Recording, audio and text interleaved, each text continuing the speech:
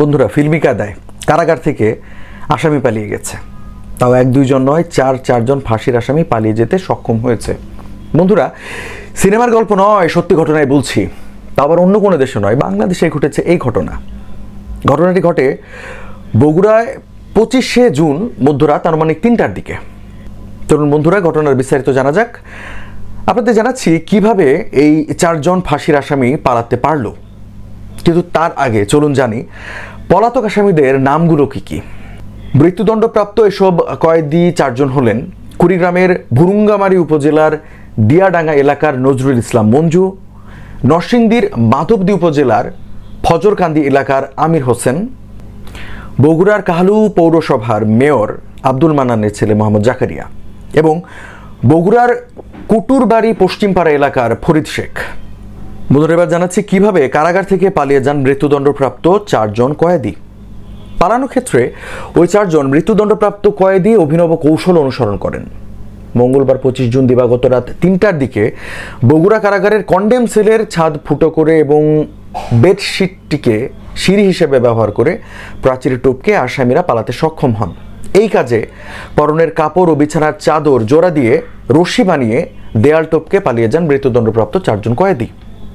Police super এই বিষয়ে জানান যে কারাগার পরিদর্শন করে দেখা গেছে যে তারা 4 জন একসঙ্গে থাকতেন এবং তারা পরিকল্পিতভাবে প্রথমে ছাদ কাটেন, পরে পরিধেয় বস্ত্র এবং বিছানার চাদর জোড়া দিয়ে রশি বানিয়ে দেওয়াল টপকে পার হন।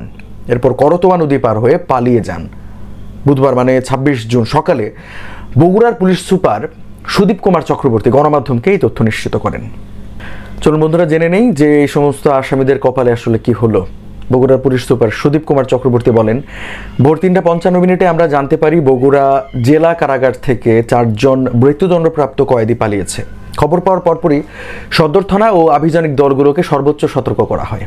বিশেষ করে জেলা কারাগারের আশেপাশে সতর্ক অবস্থায় থাকে পুলিশ।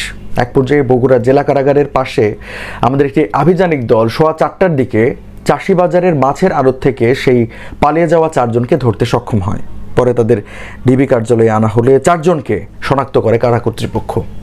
এরপর তাদের ডিবি কার্যালয়ে নেওয়া হয়েছে এবং তাদের বিরুদ্ধে মামলা হবে।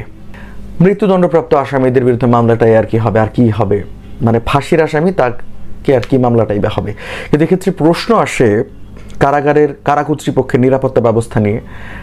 কতটা সুযোগ পেলে কারাগার থেকে আসামি পালাতে পারে, এটা আসলে দেখবার বিষয়। এবং কর্তৃপক্ষ যারা রয়েছেন, কারা কর্তৃপক্ষ শুধু বগুড়া নয়, সারা বাংলাদেশের যত কারা কর্তৃপক্ষ রয়েছে তারা নিশ্চয়ই সজাগ আছেন এবং আরও একটু সজাগ থাকতে হবে বলে এই যে 4 জন আসামি পালিয়ে গেল, তারা এই বার্তাটাই কিন্তু দিয়ে গেল।